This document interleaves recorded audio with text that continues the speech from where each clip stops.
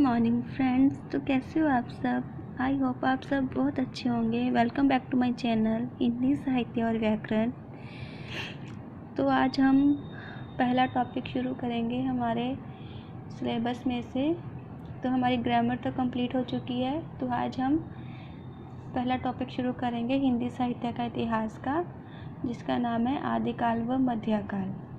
तो आदिकाल व मध्यकाल का पहला टॉपिक है हिंदी साहित्य का इतिहास के बारे में जानेंगे, इसका काल विभाजन, सीमा निर्धारण और नामकरण। ठीक है जी, तो इन सब के बारे में आज अब हम जानेंगे। तो चलिए शुरू करते हैं। हिंदी साहित्य का इतिहास लिखने का प्रयास 19वीं शताब्दी के उत्तरार्ध से प्रारंभ हो गया था।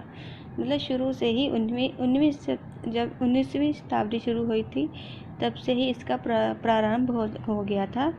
हिंदी साहित्य के प्रारंभिक इतिहासकारों ने फ्रेंच लेखक गार्सा दा तासी, कौन सा लेखक? फ्रेंच लेखक गार्सा दा तासी, जिसकी पुस्तक का क्या नाम है? इस्तवार द ला लिटरेचर इंदुआई हिंदुस्तानी। ठीक है जी। शिव सिंह सेंगर द्वारा रचित शिव सिंह सरोज द्वारा इतिहास ग्रंथ तो लिखे गए, मगर सुसंगत काल विभाजन नहीं हुआ। मतलब इनके द्वारा इतिहास तो लिखे गए परंतु इनका विभाजन अच्छे से नहीं हो सका। काल विभाजन का सर्वप्रथम प्रयास किसने किया था? Sir George Grierson. तो सबसे पहले इन्होंने प्रयास किया था। इन्होंने अपनी पुस्तक the modern vernacular literature of Hindustan में किया और वे स्वयं इस काल विभाजन की कमियों से परिचित थे। और उन्हें पता था कि इस काल विभाजन में बहुत सारी कमियां हैं। ग्रियर्सन के पश्चात मिश्र बंधु विनोद ने हिंदी साहित्य के इतिहास का काल विभाजन किया। सबसे पहले किसने प्रयास किया था? सर जॉर्ज ग्रियर्सन ने। उसके बाद मिश्र बंधुओं ने अपनी पुस्तक मिश्र बंधु विनोद में हिंदी साहित्य के काल विभाजन का प्रयास किया। मिश्र बंधु द्वारा रचित इतिहास के पश्चात इसके बाद कौन आए? आचार्य रामचंद्र शुक्ल द्वारा रचित हिंदी साहित्य का इतिहास सामने आया। आचार्य रामचंद्र शुक्ल में कौन सा इतिहास रचा? हिंदी साहित्य का इतिहास। उन्होंने हिंदी साहित्य में 1000 वर्षों के इतिहास को 4 कालों में विभक्त किया। सबसे पहले उन्होंने क्या कहा? वीर गाथा काल, विक्रम संवत 1050 से 1375, भक्ति काल, पूर्व मध्य काल विक्रम संवत 1375 से 1700, रीति काल को उत्तर मध्य काल भी कहते हैं, विक्रम संवत 1700 से 1900 तक, आधुनिक काल विक्रम संवत 1900 से अब तक। जॉर्ज ग्रियर्सन का काल विभाजन व नामकरण। तो सबसे पहले जॉर्ज ग्रियर्सन ने क्या क्या नामकरण किया है देखिए। उसने कहा है चारण काल, 15वीं सदी का धार्मिक पूर्ण जागरण काल, जयसी की प्रेम कविता, कृष्ण संप्रदाय, मुगल दरबार, तुलसीदास, प्रेम काव्य, तुलसीदास के अन्य प्रवृत्ति, 18वीं शताब्दी, कंपनी के शासन में हिंदुस्तान, विक्टोरिया के शासन में हिंदुस्तान। तो ये सारे नाम जॉर्ज ग्रियर्सन ने दिए हैं। तो सबसे इम्पोर्टेंट चारण काल है। इसके बाद आते हैं मिश्र बंधु। मिश्र बंधु का काल विभाजन और नामकरण।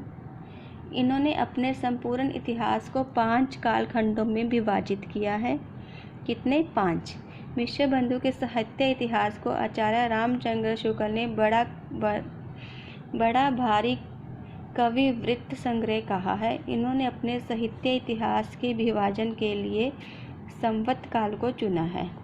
तो सबसे पहले इन्होंने क्या कहा है? आदिकाल को आरंभिक काल कहा है। उसमें पूर्व आरंभिक काल का समय क्या है? संवत 700 से 1343, उत्तर आरंभिक काल से 1343 से 1444, माध्यमिक काल, पूर्व माध्यमिक काल, प्रौढ़ माध्यमिक काल। जो पूर्व माध्यमिक काल है उसका काल समय क्या है? 1445 से 1560 और प्रौढ़ माध्यमिक काल का 1561 से 1680। आगे है अलंकृत काल, पूर्व अलंकृत काल 1681 से 1790, उत्तर अलंकृत काल 1791 से 1899, परिवर्तन काल संवत 1890 से 1925, वर्तमान काल 1925 से आगे। तो मिश्र बंधुओं ने 5 कालखंडों में विभाजित किया है: आरंभिक काल, माध्यमिक काल, अलंकृत काल, परिवर्तन काल और वर्तमान काल। नेक्स्ट है हजारी प्रसाद द्विवेदी का काल विभाजन और नामकरण। हजारी प्रसाद द्विवेदी ने अपने साहित्य के नामकरण व काल विभाजन का आधार संवत के स्थान पर पूरी सदी को माना है। संवत के स्थान पर क्या किया उन्होंने? सदी को माना है। आदिकाल मतलब पहले संवत था, अब सदी। ईस्वी मतलब सन 1000 से 1400 तक, भक्ति काल सन 1400 से 1700 तक, रीतिकाल सन 1700 से 1900 तक और आधुनिक काल सन 1900 से आगे। ठीक है जी। तो आचार्य हजारी प्रसाद ने ये 4 नाम: आदिकाल, भक्तिकाल, रीतिकाल, आधुनिक काल। डॉक्टर रामकुमार वर्मा काल विभाजन को नामकरण उन्होंने भी 5 में विभाजित किया है: संधि काल, चारण काल, भक्ति काल, रीतिकाल, आधुनिक काल। संधि काल 700 से इन्होंने भी संवत में डिवाइड किया है: 700 से 1000, चारण काल 1000 से 1375, भक्ति काल 1375 से 1700, रीतिकाल 1700 से 1900, आधुनिक काल 1900 से आगे। नेक्स्ट है श्याम सुंदर दास का काल विभाजन व नामकरण। इन्होंने 4 में विभाजित किया है: वीरगाथा युग संवत 1050 से 1400, भक्ति युग 1400 से 1600, रीति युग 1600 से 1900, नवीन विकास युग 1900 से आगे। ठीक है जी। आगे है गणपति चंद्रगुप्त का काल विभाजन व नामकरण। इन्होंने भी 3 खंडों में विभाजित किया है। उसके आगे पॉइंट है: प्रारंभिक काल या उन्मेष काल सन 1184 से 1350। इसके अंतर्गत धार्मिक रास काव्य परंपरा, जैन कवियों के काव्यों का उल्लेख इसमें है। संत कवियों का उल्लेख है इसमें। मध्यकाल या विकास काल सन 1350 से 1857। पूर्व मध्यकाल या उत्कर्ष काल सन 1300 से 1500। मध्यकाल या उत्कर्ष काल 1500 से 1600। उत्तर मध्यकाल या अपकर्ष काल 1600 से 1857। आधुनिक काल 1857 से आगे। आधुनिक काल के विभाजन में गुप्त जी ने परंपरा का ही पालन किया है। इन्होंने भी 5 खंडों में विभाजित किया है: भारतेंदु युग, गुप्त गणपति चंद्रगुप्त का ही है ये। आधुनिक काल को कितने विभाजन में गुप्त जी ने परंपरा का ही पालन किया है। भारतेंदु युग 1857 से 1900, त्रिवेदी युग 1900 से 1920, छायावादी युग 1920 से 1937, प्रगतिवादी युग 1937 से 1945, प्रयोगवादी युग 1945 से 1965। ठीक है जी। नेक्स्ट है राम लेखन पांडे का काल विभाजन व नामकरण। इन्होंने 6 में विभाजित किया है: संक्रमण काल व प्रवर्तन काल 1000 से 1400, संयोजन काल 1401 से 1600, संवर्धन काल 1601 से 1800 ईस्वी, संचयन काल 1801 से 1900 ईस्वी, संबोधित काल 1901 से 1947 ईस्वी, संचरण काल 1947 से आगे। आगे है राम स्वरूप चतुर्वेदी का काल विभाजन व नामकरण। वीरगाथा काल इन्होंने कहा है 4 भागों में विभाजित किया है: वीरगाथा काल 1000 से 1350, भक्ति काल 1350 से 1650, रीति काल 1650 से 1850, गद्य काल 1850 से आगे। तो ये थे अनेक विद्वानों ने जो कालखंडों का विभाजन किया है और नामकरण किया है। इन्होंने आचार्य रामचंद्र शुक्ल, जॉर्ज ग्रियर्सन, मिश्र बंधु, हजारी प्रसाद, रामकुमार वर्मा, श्याम सुंदर दास, गणपति चंद्रगुप्त, राम लेखन पांडे, राम स्वरूप चतुर्वेदी। तो आगे संक्षेप में बताएंगे मतलब क्या क्या नाम दिया है। वीरगाथा काल दिया है आचार्य रामचंद्र शुक्ल ने, आदिकाल हजारी प्रसाद द्विवेदी ने, प्रारंभिक काल मिश्र बंधुओं ने, जिनमें श्याम बिहारी मिश्र, शुक्रदेव बिहारी मिश्र, गणेश बिहारी मिश्र।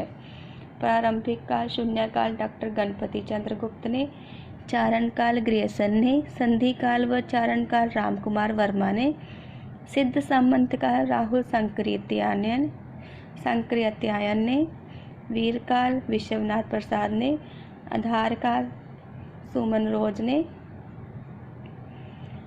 बीजवपन काल, विजक काल भी कहते हैं, महावीर प्रसाद द्विवेदी ने, अंधकार काल किसने दिया? डॉक्टर पृथ्वीनाथ कमल कुल श्रेष्ठ ने, अपभ्रंश काल डॉक्टर धीरेन्द्र वर्मा और चंद्र शर्मा गुलेरी ने, जय काव्या डॉक्टर रामशंकर शुक्ल ने, संक्रमण काल राम खिलावन पांडे और हरीश चंद्र वर्मा ने, आधार काल मोहन अवस्थी ने, प्राचीन काल शंभुनाथ सिंह ने, उद्भव काल वासुदेव सिंह ने, संक्रांति काल राम प्रसाद मिश्र ने, आविर्भाव काल शैलेश जैटी ने, उत्तर अपभ्रंश काल हरीश ने, अपभ्रंश काल जातीय साहित्य का उदय किसने किया है? बच्चन सिंह ने, वीर काल और अपभ्रंश काल श्याम सुंदर दास ने। अंततः यह निष्कर्ष रूप से कहा जा सकता है कि इस काल का नाम आदिकाल ही उचित है, जो कि हजारी प्रसाद द्विवेदी जी ने दिया है। आज सभी विद्वान इस मत से सहमत है। अंत आदिकाल को वीरगाथा काल कहना उचित नहीं है। तो ये आप इम्पोर्टेंट है, ये याद कर लीजिएगा। परीक्षा में हमेशा इनमें से एक प्रश्न जरूर पूछे जाते हैं। ठीक है जी, तो इनको अच्छे से याद कर लीजिएगा। Okay, bye bye, thank you.